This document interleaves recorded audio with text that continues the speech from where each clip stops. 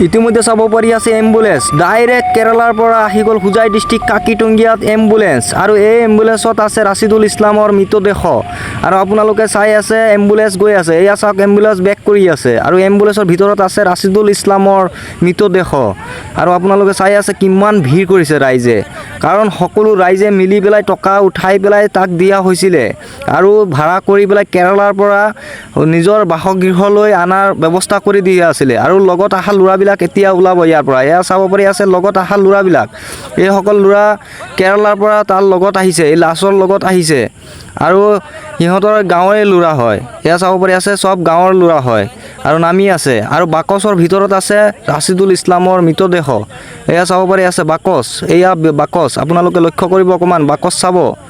এয়া চাওক বাকচ এয়া আমাৰ হুজুৰ গৈছে সোমাইছে আৰু এয়া চাব পাৰি আছে বাকচ এয়া বস্তুকেইটা নমাই আছে এতিয়া বৰ্তমান বস্তুকেইটা নমোৱাৰ পিছতহে বাকচটো নমোৱা হ'ব ৰাছিদুল ইছলামৰ মৃতদেহটো নমোৱা হ'ব গতিকে ভিডিঅ'টো আপোনালোকে সম্পূৰ্ণ চাই থাকক এয়া চাওক বস্তু নমাই আছে আৰু কিমান দৰ্শক আহিছে চাওক কিমান ৰাইজ ওলাই আহিছে সমাজৰ ৰাইজ গোটেইখিনি আহিছে আৰু বহুত জগাৰ পৰা মানুহ আহিছে তাক চাবৰ কাৰণে একমাত্ৰ এবাৰ হ'লেও তাক মানে চাবৰ কাৰণে আহিছে এয়া চাব পাৰি আছে বাকচৰ ভিতৰত ৰাছিদুল ইছলামৰ মৃতদেহ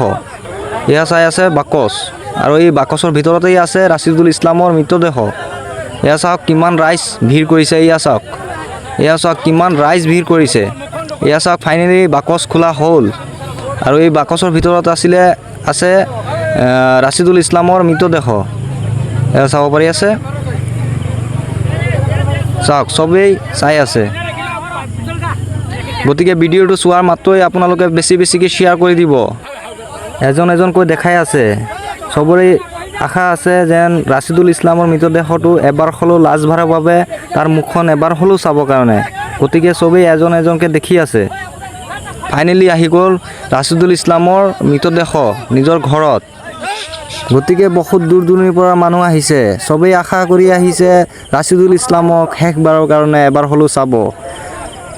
আৰু চাব পাৰি আছে জানাজাৰ সময়ত কিমান ভিৰ মাশাআল্লাহ বুলি লিখক কমেণ্টত মাশাআল্লাহ বুলি কমেণ্টত লিখক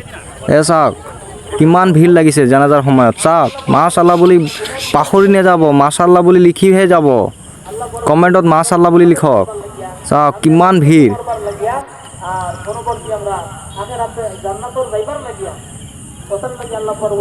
এতিয়া লাষ্ট মুহূৰ্তত লৈ গৈ আছে কবৰস্থানত আৰু কবৰস্থানত লৈ পেলাই তেওঁক কবৰস্থ কৰা হ'ব গতিকে চাওক চবেই লৈ গৈ আছে কবৰস্থানত এই ল'ৰাটোৰ কাৰণে আপোনালোকে দোৱা কৰিব ৰাছিদুল ইছলামৰ কাৰণে দোৱা কৰিব।